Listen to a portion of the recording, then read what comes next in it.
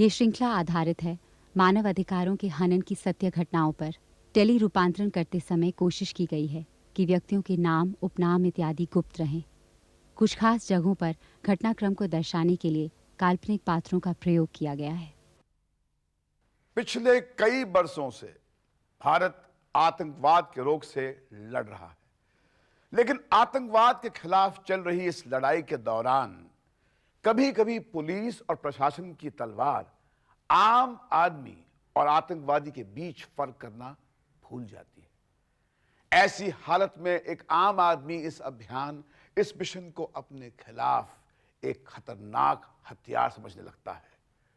इसमें दोष मिशन का नहीं है, सरकार की नीयत का भी नहीं है। दोष है तो सिर्फ उन कुछ गिने चुने पुलिस अफसरों का जो निजी स्वार्थ और झूठी वाहवाही पाने के लिए इतनी दूर निकल जाते हैं कि सब कुछ बहुत बहुत पीछे छूट जाता है।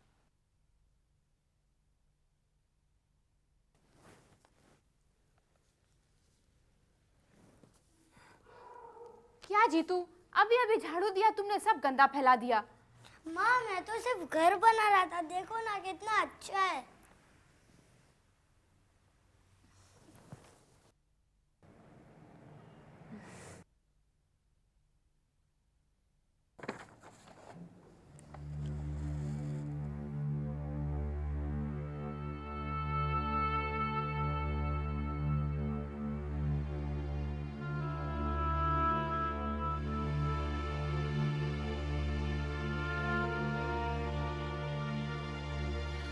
किसी भी लोकतांत्रिक देश में बंदूक के जोर पे कोई अपनी बात नहीं मनवा सकता। हम आजाद देश के आजाद नागरिक हैं। इस देश का एक संविधान है, एक कानून है, जिस पर हमको पूरा विश्वास करना चाहिए, नहीं तो हम हर लड़ाई हार जाएंगे। लेकिन लाल बाबू, मुख्यमंत्री को इस बात की भनक तो लगी गई होगी कि यहाँ उनका विरोध होने वाला है। तो लग जाने दो, विरोध तो होगा ही, चाहे जो हो जाए। 2 दिन बच गए हैं मुख्यमंत्री के यहाँ आने में। तुम एक काम करो, फिर से कल मुतारी और लाखी चले जाओ। 1000 आदमी की जरूरत पड़ेगी विरोध प्रदर्शन। 1000? हाँ। क्या आप बात करते हैं लाल बाबू, पिछले 1 महीने से हम इस काम पे लगे हुए हैं। 1000 तो अपने गांव के ही आदमी होंगे वहाँ। रात रात भर जाग करके चाय बनाओ। सुनो जी, आपने तो ना घर को एकदम पार्टी कार्यालय बना लिया है। हमसे नहीं होता ये सब। हम तो रात भर बैठ करके चाय बनाए और आपके सदस्य हियां पड़े सो रहे हैं। अरे मैं सो नहीं रहा हूँ भाभी, मैं तो आपकी चाय का इंतजार कर रहा हूँ। अरे सर, ये तो जाग रहा है। अरे ये चाय के लिए तो मैं कब्र से भी उठ के आ जाऊंगा।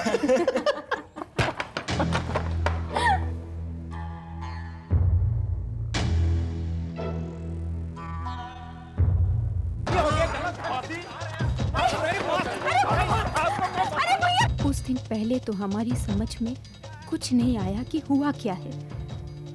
बाद में पता चला कि हमारे पति लाल बाबू और उनके दोस्तों पे पुलिस ने आतंकवादी होने का आरोप लगाया था, जबकि हकीकत तो ये थी कि ये लोग एक राजनीतिक पार्टी के सिर्फ सदस्य थे जो मुख्यमंत्री के आगे अपना शांतिपूर्वक विरोध जताने वाले थे। क्या करते, कहाँ जाते हम आधी रात को? बस एक काम कर सकते थे हम, सुबह होने का इंतजार। देखिए बड़े बाबू, हम आपको कह रहे हैं, फिर से कह रहे हैं कि आपको गलतफहमी हो गई। हम आतंकवादी नहीं है, राजनीतिक लोग हैं। आदमी है, हो जाती है गलती कभी कभी। लकब खोलो। जी साहब जी। चलो तुम दोनों को छोड़ देता हूँ, आओ। दोनों को? और रमजानी? उसकी चिंता मत करो, उसको सोने दो, उसको सुबह छोड़ दूंगा। नहीं जनार्दन बाबू, हम लोग जाएंगे तो साथ ही जाएंगे, नहीं तो उसके घर वाले। चिंता मत करो, सुबह कुछ जरूरी कागजी कार्रवाई करने के बाद उसको छोड़ दूंगा। बस खुश? तो ठीक है, हम लोग सुबह इकट्ठे ही चलेंगे। तुम नेताओं का ना यही सबसे बड़ा प्रॉब्लम है। जब मैं बोल रहा हूं कि छोड़ दूंगा तो छोड़ दूंगा ना, हर बात में बहसबाजी। चलो जल्दी करो।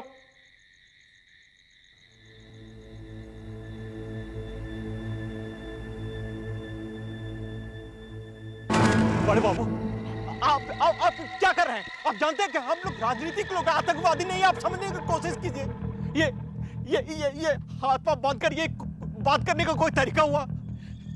नहीं नहीं बड़े बाबू, आप ऐसे नहीं कर सकते, नहीं कर सकते बड़े बाबू। लाल बाबू, लाल बाबू,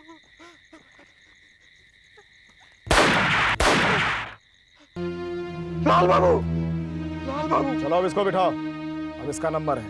बड़े बाबू हमको मत मारिए, हम राजनीति छोड़ देंगे, हमारा पूरा बाप घर पे अकेला है, हमें छोड़ दीजिए।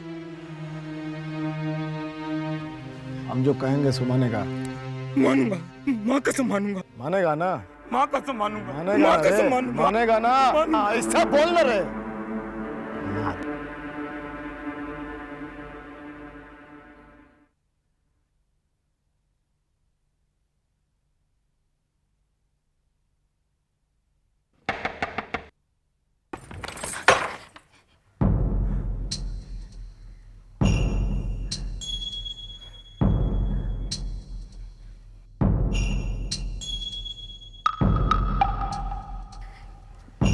जी, वो कहाँ है? कौन? लाल बाबू आए नहीं अभी तक? आ जाएंगे।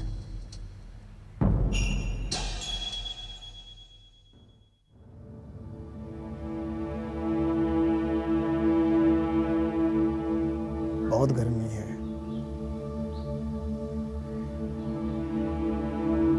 प्यास भी लगी है, पानी मिलेगा एक गिलास?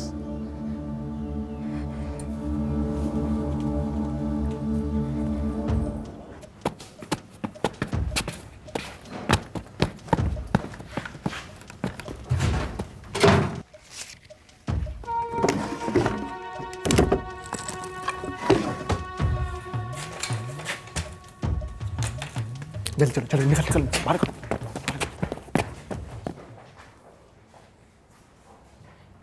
जी, पानी।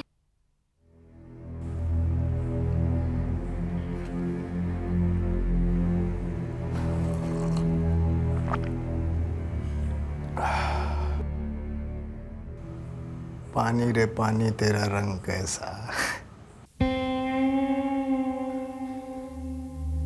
हमें उस वक्त तक पता नहीं था कि हमारी मां गुजर चुकी है और पुलिस हमारे घर में खुद हथियार रखकर हमारे पति को दुनिया के आगे आतंकवादी साबित करने वाली है। जब तक हमें सच्चाई मालूम होती, हमारी दुनिया बर्बाद हो चुकी थी। हमारे सामने हमारे पति की खून में डूबी हुई लाश पड़ी थी और हम समझ नहीं पा रहे थे ये लाश आतंकवादी की है या किसी देशभक्त की। आतंकवाद के खिलाफ पुलिस के इस कदम की समाचार पत्रों और आला अधिकारियों ने खुलकर तारीफ की। पूरा गांव दहशत में था, लेकिन पुलिस से दुश्मनी कोई नहीं लेना चाहता था। सब चुप थे। नहीं, सब नहीं, उनमें एक आदमी था जो चुप नहीं रह सका। वो था एक छोटा सा पत्रकार, निमाई चंद। हम सब जानते हैं कि लाल बाबू के साथ जो कुछ भी हुआ है वो गलत हुआ है और हम लोग इसीलिए यहां इकट्ठा हुए हैं। अगर हम लोग इनका साथ नहीं देंगे तो कौन देगा? भाभी, लाल बाबू के साथ जो कुछ भी हुआ उसके लिए पूरे गांव को दुख है। नहीं, किसी को नहीं है भैया, कोई नहीं आया था उस दिन। सबके सब नपुंसक है। नहीं भाभी, ऐसा नहीं है, सभी लोग तुम्हारे साथ हैं, लेकिन पहले तुम्हें हिम्मत से काम लेना होगा। देखो, जब तक तुम पहल नहीं करोगी तब तक कोई कुछ नहीं कर पाएगा। हम सब तुम्हारे दुख को समझते हैं बेटी। अब मेरा बेटा द्वारका भी तो थाने में है, अब वो घर वापस भी आएगा या नहीं? इसलिए तो कह रहा हूं चाचा कि हमें कुछ करना होगा और जल्दी ही करना होगा, वरना एक के बाद एक। और ये काम सिर्फ कौशल्या भाभी ही कर सकती है। हम क्या कर सकते हैं भैया, हम तो पढ़े लिखे भी नहीं है। अधिकार की लड़ाई लड़ने के लिए विश्वास की जरूरत होती है भाभी, सिर्फ विश्वास की। और हम अधिकार की लड़ाई लड़ रहे हैं भाभी। हम अधिकार के लिए लड़ रहे हैं कौशल्या, और इस लड़ाई को लड़ने के लिए इंसान में आत्मविश्वास का होना बहुत जरूरी है, वरना हम युद्ध हार जाएंगे। हम जान हार सकते हैं लेकिन युद्ध नहीं हार सकते। तुम कहती हो ना कि ये सब हम क्यों कर रहे हैं, ये सब हम अपने लिए नहीं, तेरे लिए भी नहीं, ये सब हम अपने बेटे जीतू के लिए कर रहे हैं, आने वाली पीढ़ी के लिए कर रहे हैं। लेकिन ये सब हम तेरे बिना कुछ भी नहीं कर सकते। तुम साथ दोगी ना मेरा?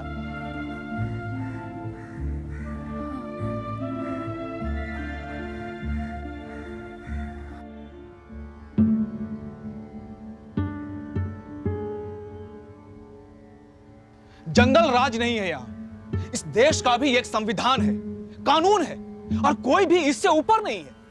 निमाई बाबू, आप कहना क्या चाह रहे हैं? यही कि हम लड़ेंगे चाचा, इंसाफ के लिए कचहरी जाएंगे हम लोग। नहीं निमाई बाबू, कचहरी का चक्कर बहुत बुरा होता है, बरसों लग जाते हैं इसमें, और फिर पुलिस से कौन बैर ले चाचा, कौन अपनी जान जोखिम में डाले? हम डालेंगे अपनी जान जोखिम में। क्या कह रही हो बेटी? वो दरोगा जनार्दन तुम्हारा जीना हराम कर देगा, और तुम अकेली हो। देखो कहीं कुछ। हम अकेले कहाँ हैं चाचा, निमाई भैया है ना हमारे साथ।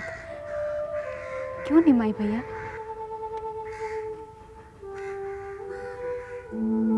पता नहीं इतना बड़ा फैसला हमने अचानक कैसे कर लिया। शायद एक पत्नी होने के कारण अपने पति के अधूरे काम को पूरा करने की नीयत से, या फिर एक माँ होने की हैसियत से अपने बच्चे के लिए। हमने अगले हफ्ते ही निमाई भैया की मदद से कचहरी में एक अर्जी दाखिल कर दी, लेकिन हमें तब तक ये पता नहीं था कि आगे क्या होने वाला है। साली कोर्ट के पास गई थी, अब वहां से नोटिस भेजी है, उसकी तो मैं। साहब जी। बैठ, मुंह क्या ताक रहा है? बैठ। इस पेपर पे साइन कर दे। क्या लिखा है इसमें बड़ा बाबू? इसमें लिखा है कि लाल बाबू राजनीति की आड़ में आतंकवादी गतिविधियों में लिप्त था। उसका संबंध देश के कई आतंकवादी ग्रुप से था, और मुख्यमंत्री के प्रोग्राम में बहुत बड़ा कांड करने का उसका प्रोग्राम था, और उसने तुम्हें डरा धमका के इस काम के लिए तैयार किया था। लेकिन ये सच नहीं है बड़ा बाबू। लाल बाबू सज्जन आदमी थे, घर परिवार वाले थे, मैं अपनी मर्जी से उनके साथ था। मरने वाला मर गया, तू क्यों मर रहा है? जैसा कहता हूं वैसा कर, चल साइन कर। लेकिन मैं झूठ कैसे बोल सकता हूँ? लाल बाबू के बहुत उपकार है मुझ पे। उनकी बीवी मुझे राखी बांधती है, भाई कहती है मुझे। इसी दिन के लिए तुझे जिंदा छोड़ा था मैंने। क्या कहा था तूने कि जैसा कहूंगा वैसा करेगा? हैं? साइन कर,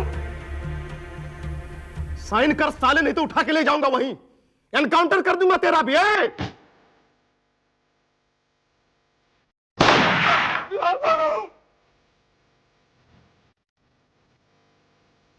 क्या हुआ, हट गई? चल साइन कर।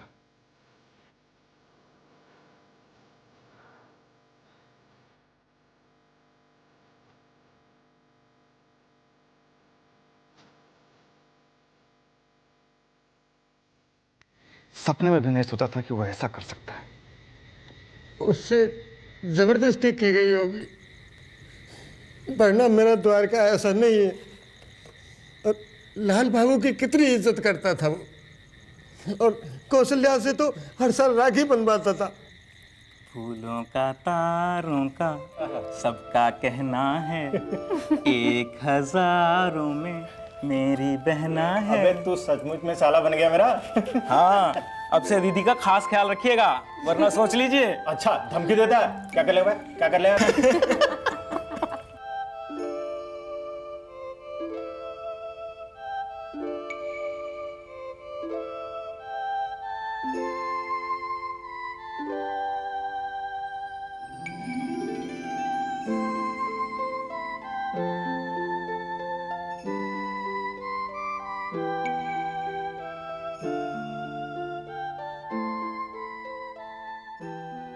इतना विश्वास है भैया पे? अपने आप से भी ज्यादा।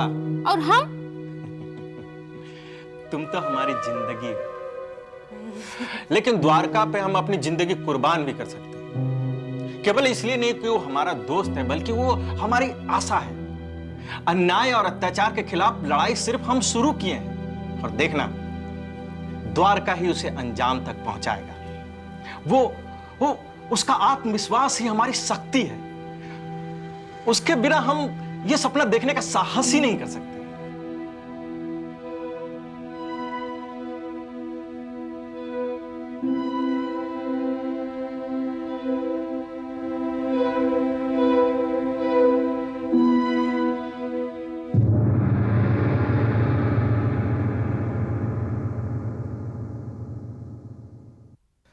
भाभी भाभी भाभी, कमाल हो गया, चमत्कार हो गया। द्वारका ने तो कोर्ट में जज साहब के सामने सारी सच्चाई खुलकर बयान कर दी। क्या? लेकिन उसने तो... हाँ वही तो, उसने जज साहब के सामने ये भी बता दिया कि जनार्दन ने उसे सरकारी गवाह बनाने के लिए बहुत दबाव डाले। द्वारका भैया की गवाही ने तो पूरा पासा ही पलट दिया। कुछ दिनों बाद ही उच्च न्यायालय के आदेशानुसार एक जांच कमेटी ने हमसे पूछताछ शुरू की। उधर जनार्दन को द्वारिका भैया और रमजानी को ना चाहते हुए भी न्यायिक हिरासत में जेल भेजना पड़ा। जनार्दन अब टूट रहा था। उसे अपना अंत सामने नजर आने लगा। उसकी समझ में नहीं आ रहा था कि वो क्या करे। और फिर एक दिन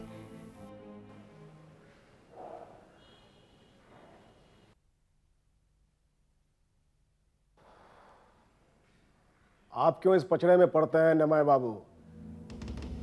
आपने जो किया वो अच्छा नहीं किया जनार्दन बाबू। हमसे मत उड़िए, हमको सब पता है। लाल बाबू की पत्नी को जो लंबा लंबा मंत्र देके फुसला रहे हैं, आपको क्या लगता है हमको पता नहीं है? सब पता है। जबान को लगाम दीजिए जनार्दन बाबू, वो हमारी बहन का समान है। ताव क्यों खा रहे हैं? पुलिस स्टेशन है ये, समझे?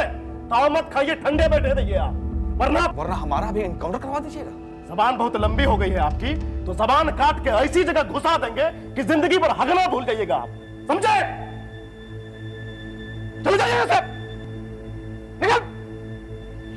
कहाँ का पत्रकार बनता है झोला टांग के।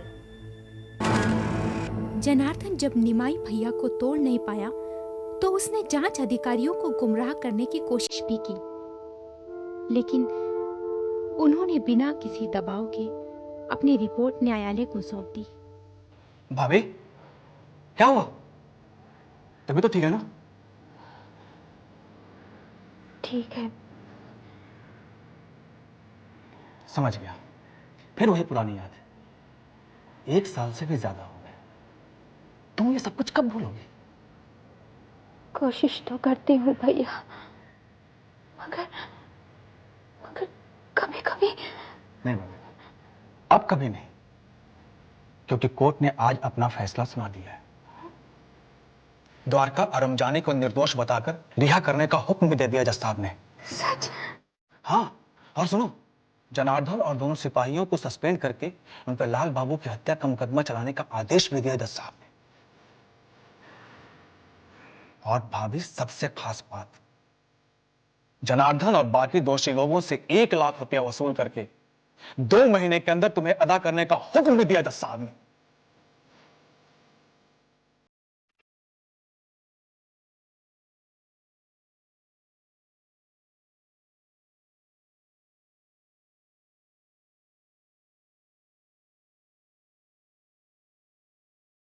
सही कहा था लाल बाबू ने कि अधिकार की लड़ाई लड़ने के लिए आत्मविश्वास का होना जरूरी है। इसी आत्मविश्वास के बल पर कौशल्या इस लड़ाई को जीत पाई। दूसरी तरफ सुप्रीम कोर्ट ने आर्टिकल 21 का रेफरेंस देते हुए साफ शब्दों में कहा कि किसी भी नागरिक के मौलिक अधिकार को चुनौती देने का हक ना तो सरकार के पास है और ना ही प्रशासन के पास। अगर आपके आसपास भी ऐसी कोई घटना हुई हो तो मुझे लिखिए। मैं वादा करता हूं कि आपकी आवाज मैं बनूंगा।